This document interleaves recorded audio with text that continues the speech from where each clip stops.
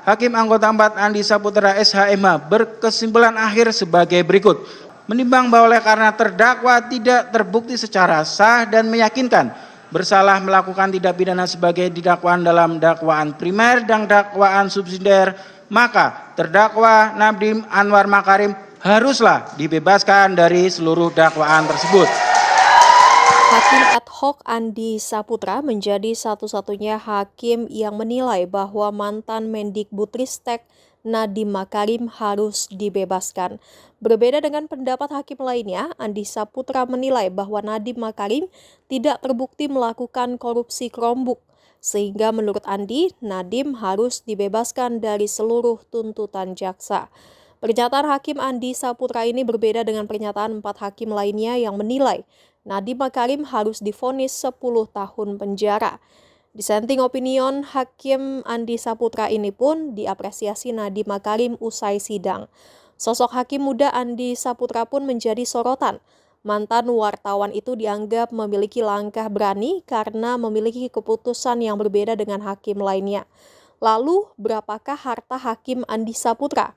Menurut laporan harta kekayaan penyelenggara negara atau LHKPN, Hakim Andi Saputra merupakan hakim baru. Hal itu baru dilihat dari LHKPN yang baru dilaporkan 27 Mei 2025. Adapun di tahun itu, harta Hakim Andi Saputra senilai 5,2 miliar rupiah.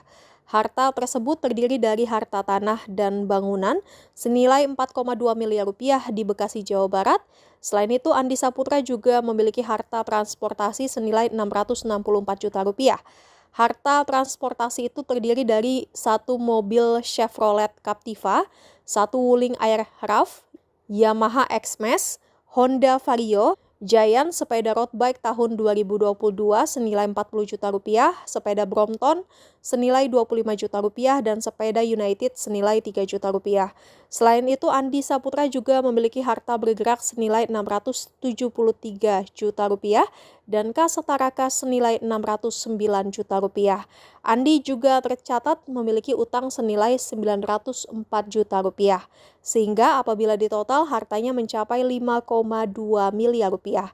Diketahui terdapat 5 hakim yang ditunjuk untuk mengadili perkara mantan Mendikbudristek Nadiem Makarim.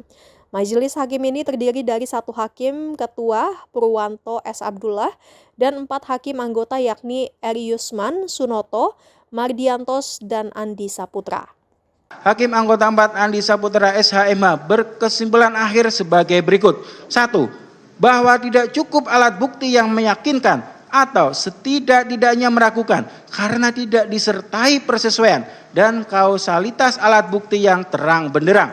2. Bahwa tidak terbukti adanya niat jahat, mens rea, dan perbuatan jahat, actus reus, yang menjadi jembatan penghubung atau causal connection atau indikasi antara konflik kepentingan dengan kejahatan korporasi. 3. Bahwa peristiwa yang terjadi dalam satu waktu yang berdekatan, yaitu 1. Kebijakan pengadaan laptop, 2. Adanya kerugian negara, dan 3. Adanya penambahan modal saham Google ke PT Gotoh, adalah 3 peristiwa yang tidak mempunyai kausalitas kuat atau hubungan sebab akibat, setidak-tidaknya bukan karena adanya perbuatan jahat, konflik kepentingan, atau perdagangan pengaruh dari terdakwa.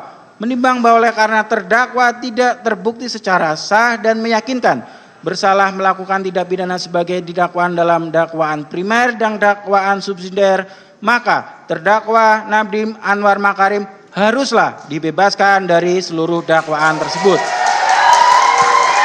Mohon pengunjung diam. Mohon diam pengunjung.